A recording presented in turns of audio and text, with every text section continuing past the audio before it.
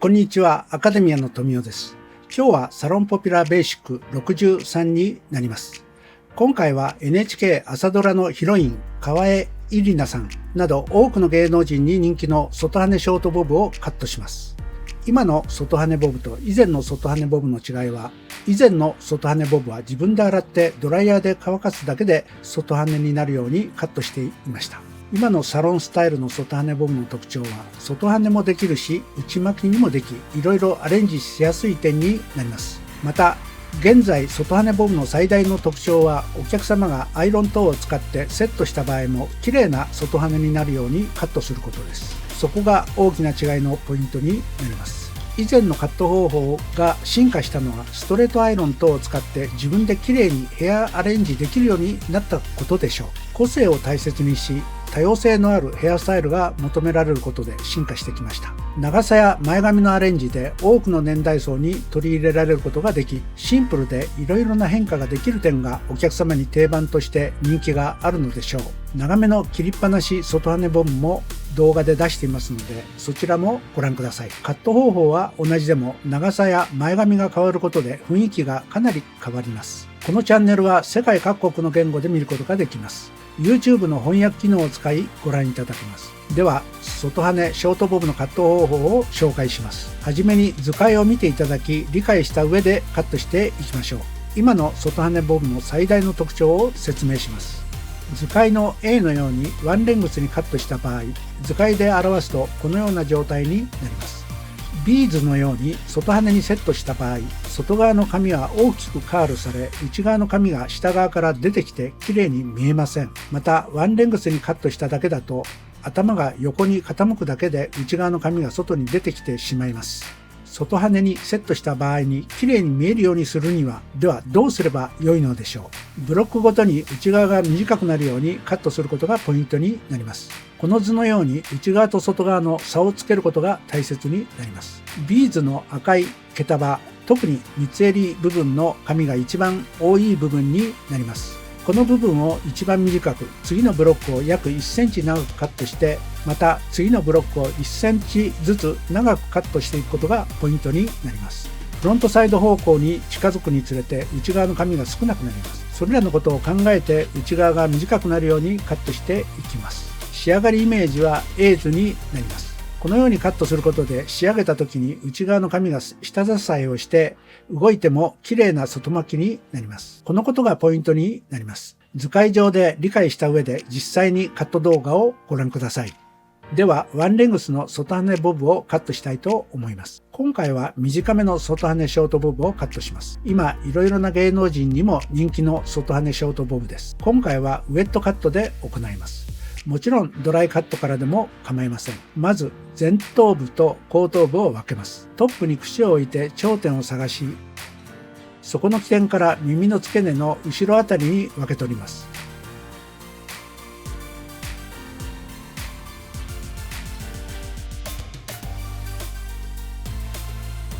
まずバックからカットしていきます。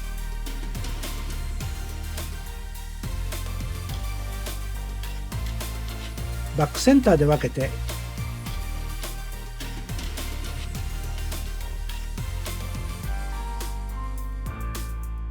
襟足と耳の付け根の中間部分、少し下くらいのところからブロッキングを取ります。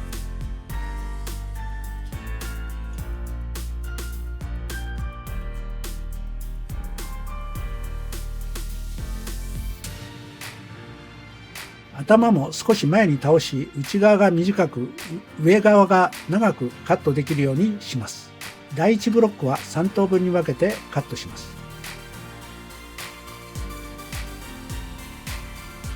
取り方はこの三つ襟部分を基準に取ります。この部分が一番内側、下まで髪が生えて多い部分だからです。まず仕上がりの長さをイメージして、毛先を床に平行にカットしていきます。最初のブロックのカットですが、ここの三つ襟のところが一番髪の厚さが厚いところですので、ここからカットしていきます。毛先の長さをきれいにするために、基本のようにワンレングスにカットしていきます。センターで分けて両端のカットに入ります。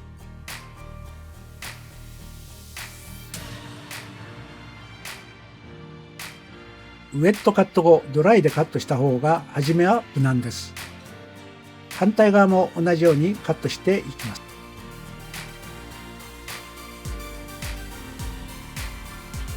このようにワンレングスにカットします。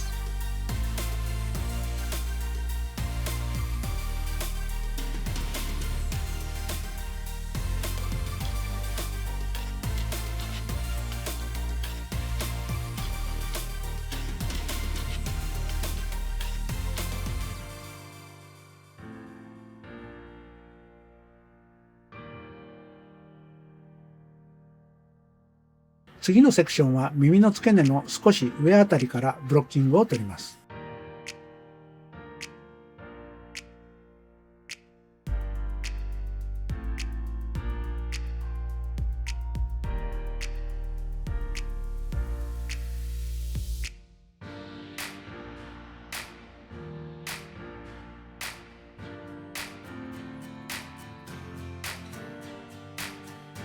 このブロックは下のここの長さより1センチ弱ぐらい長めにワンレングスでカットします。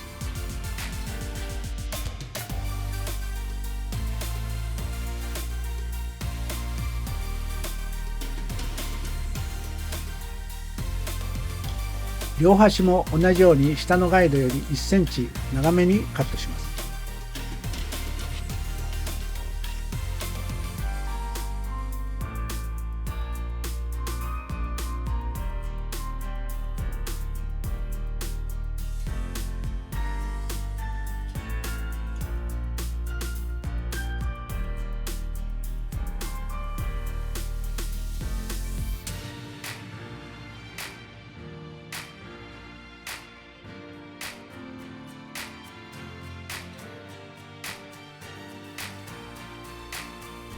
尾のブロック、トップ部分は頭が球体の部分ですので厚めに残します。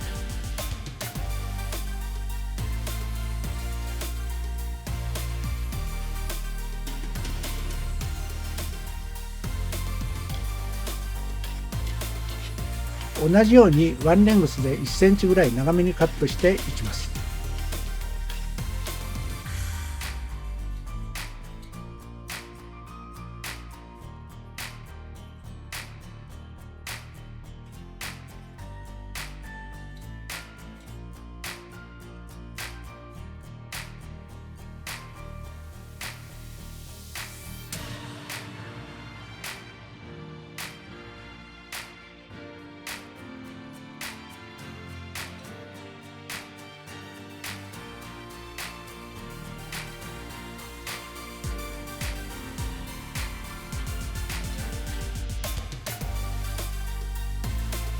トップセクションの紙のカットに入ります。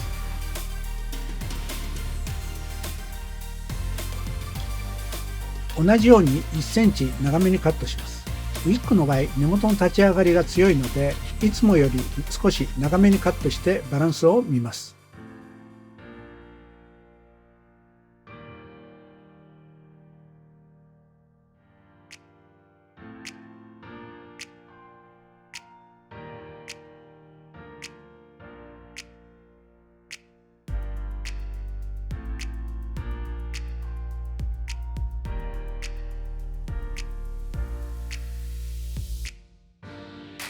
次にバックセンターで分けて縦スライスに近い斜めスライスに取り、バイアスシェイプにしてワンレングスのチェックカットのようにパネルを引き出しカットします。センターで分けることでこのトップの紙と内側一番下の紙を同時に見ることができます。ですので少しバイアスシェイプにした内側の紙が外側の紙よりも短くなるようにチェックカットします。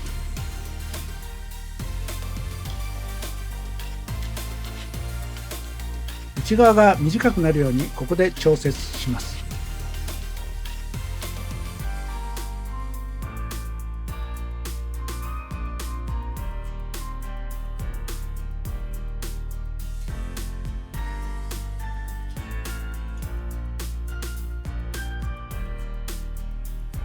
また外側に穴を開けないようにつなぎます。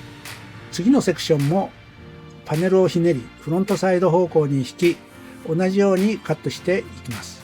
次に頭の位置を戻します。戻すことで内側の髪が短く、外側が長く切れています。次にフロントサイドへとカットを進めます。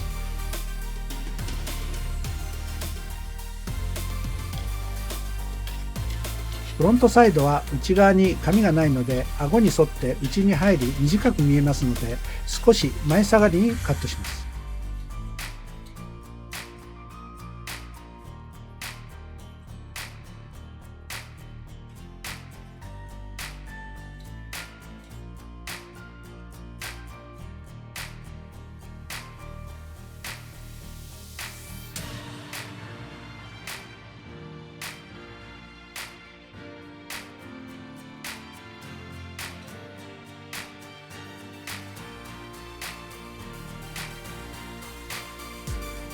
こちら側も同じようにカットしていきます。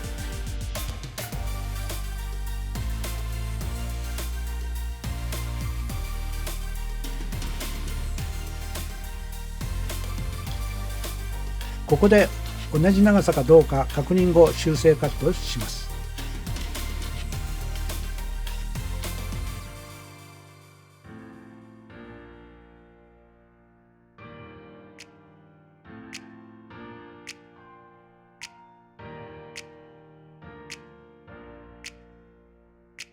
トップの髪も下のガイドに合わせてカットします。この時にシェイプの方向は少し前気味に引きカットします。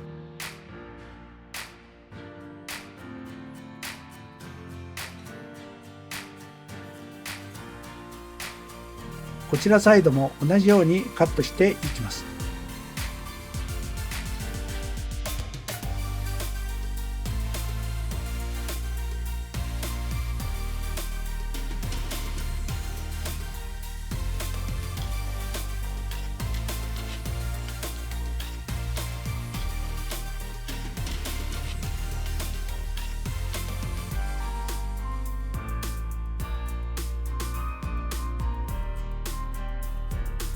トップまでカットできたら、フロントで両サイドの髪の角を取り、それをガイドにチェックカットします。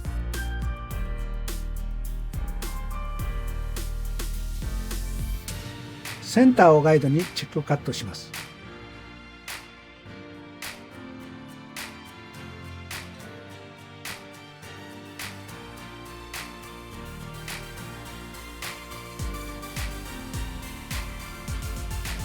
これで左右対称になります。前頭部と後頭部に分けてフロントセクション、このように前方向にバイアスシェイプしてチェックカットします。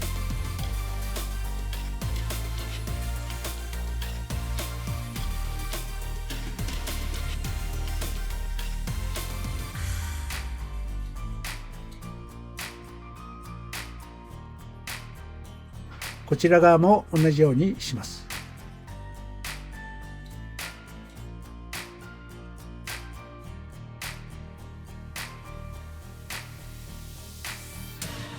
はい、このようにカットします。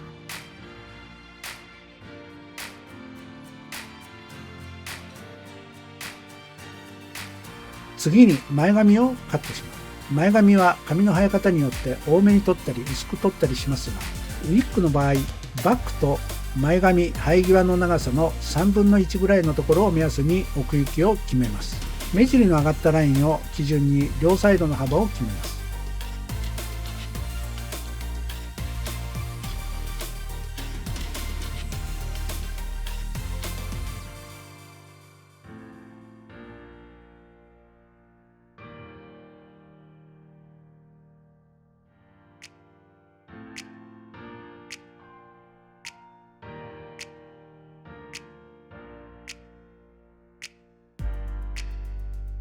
前髪も3等分に分けて鼻の幅ぐらいの中心部をカットします。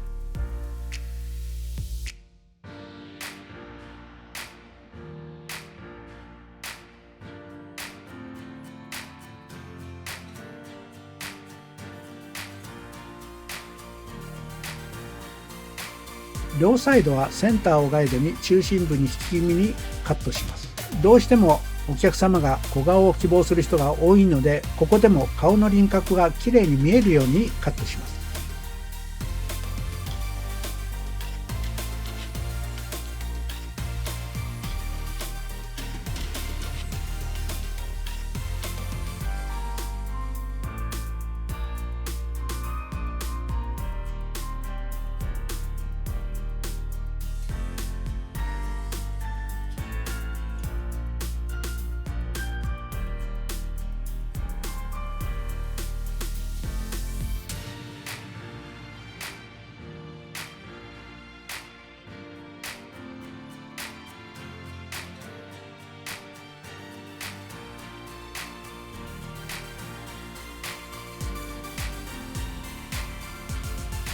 次にこのトップ部分の毛束を取り、この髪がフロントサイドのどこに落ちるか確認します。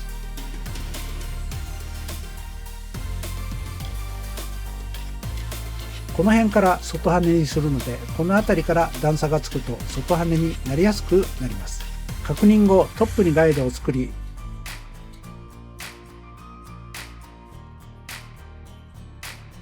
トップ部分をモヒカンに取り、ガイドに合わせて床に平行にカットしていきます。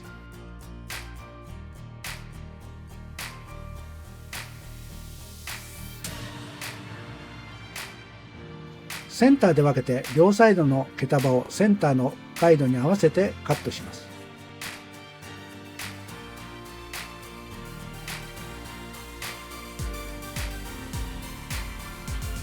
反対側も同じようにします。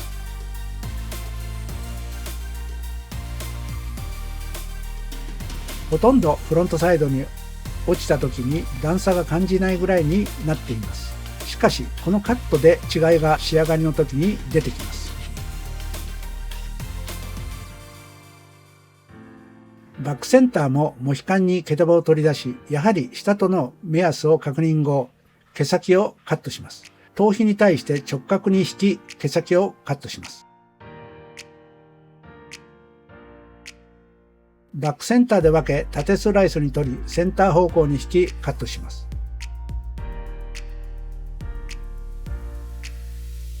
反対側も同じようにカットします。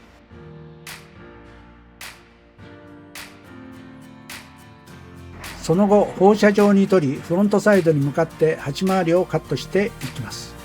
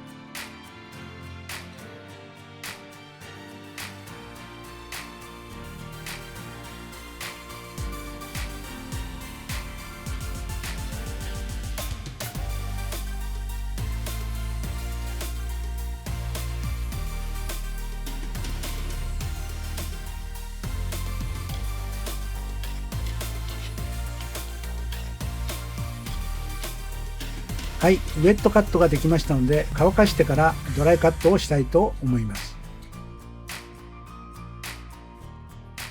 はい、乾きましたのでドライカットしていきます。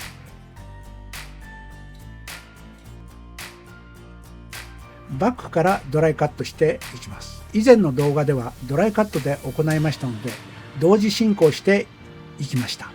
慣れたらドライカットの方が時間的に早く切れるでしょう。今回はこれから毛先をチョップカットしていきます。ではこのように取り、一番内側から毛先にチョップカットしていきます。このように毛先にチョップカットを入れておくことで、毛先に動きや毛束感などを出すことができます。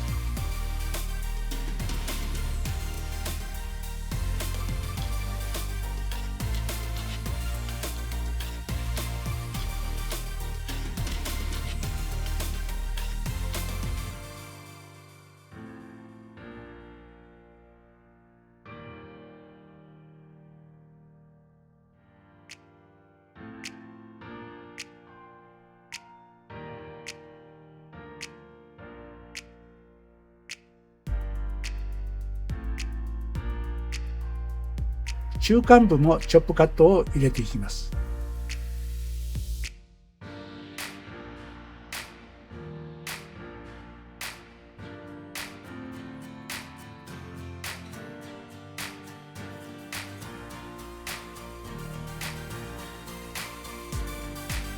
次にトップ部分の紙をパネルとして持ち、外羽にパネルをひねり、毛先にチョップカットを入れていきます。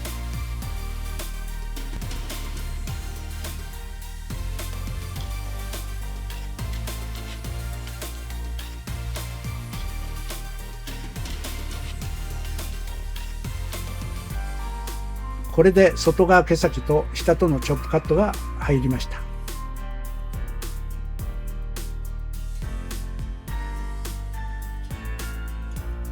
もちろんこちら側も同じように入れていきます。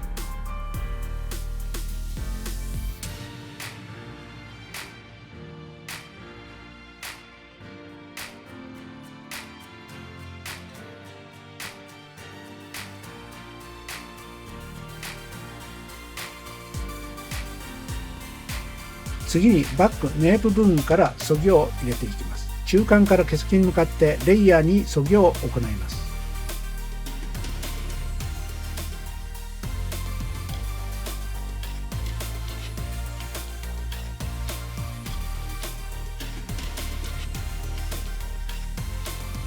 次のブロックは紙が一番重なる部分ですので、動きが出るようにウィービングのように中間部分に空間を作るようにそぎを行います。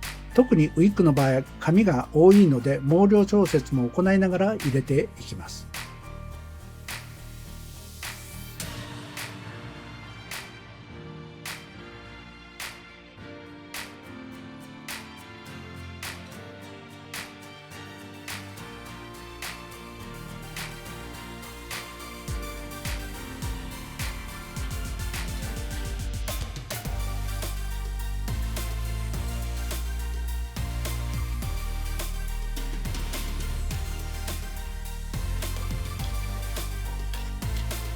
トップブロックも中間部に入れて隙間を作りますが、表面の紙に穴を開けないように入れていきます。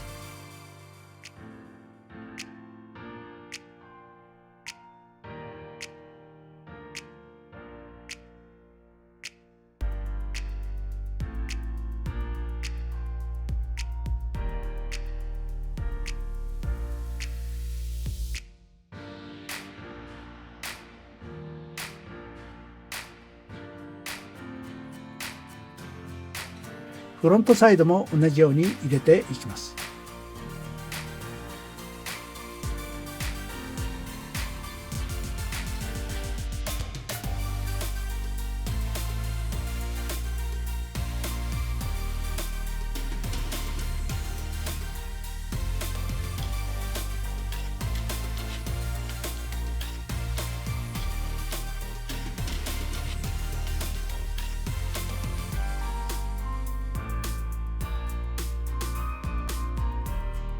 反対側も同じようにそぎを行います。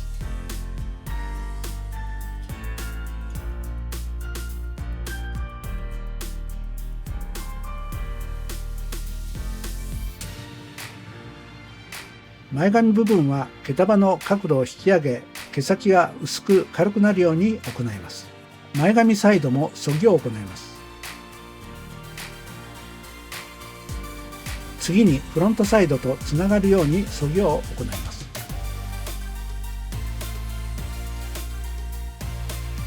こちら側も同じように入れていきます。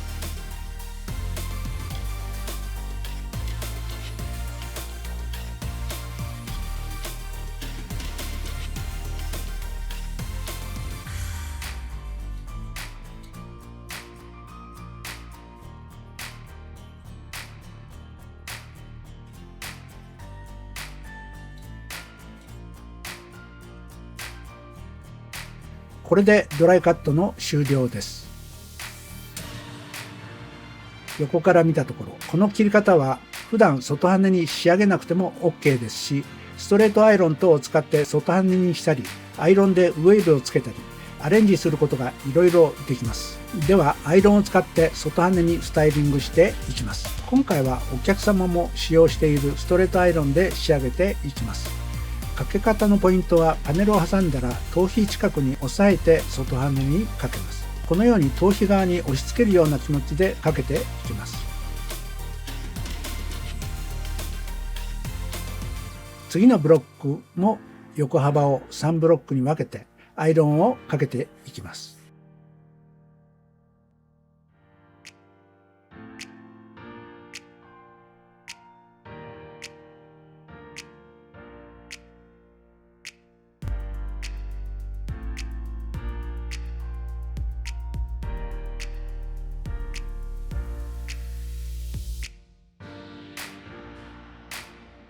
トップセクションも同じようにかけていきます。なぜこのようにイングラデーションでカットしたかというと、ワンレングスとの違い、内側から紙が出てこないで綺麗な外羽になるようにしたいからです。そしてトップセクションもワンカールに外羽にかけます。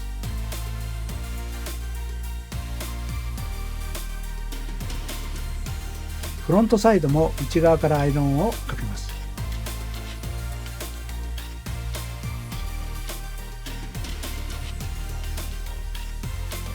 まず柔らかな雰囲気にしたいので、耳上に少し膨らみを持たせるようにかけます。アイロンで毛束を挟んだら浮かせるようにかけてから、途中から外羽になるように S 字にかけます。このようにかけます。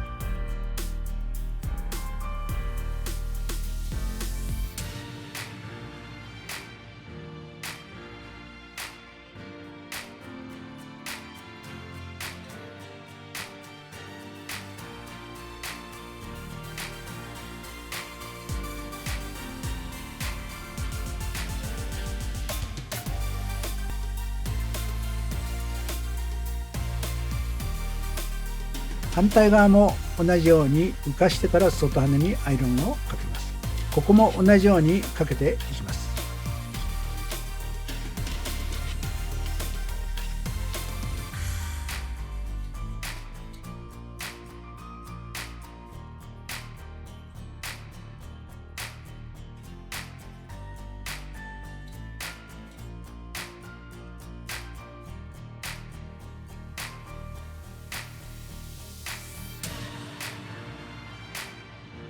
前髪も内側にカールが少しつくようにかけました。はい、アイロン仕上げが終わりました。オイルを手のひらでよく伸ばし、まんべんなくつけ、立体感と毛流れを見ながら仕上げていきます。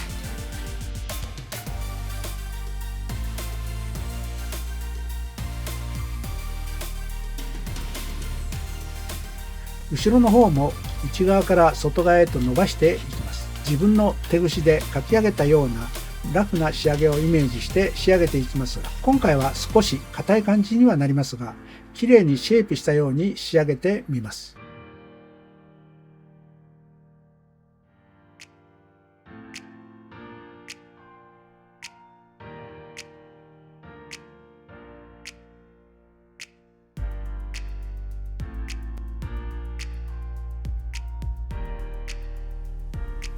これが基本の仕上げです。内側の紙もきれいに外羽になっています。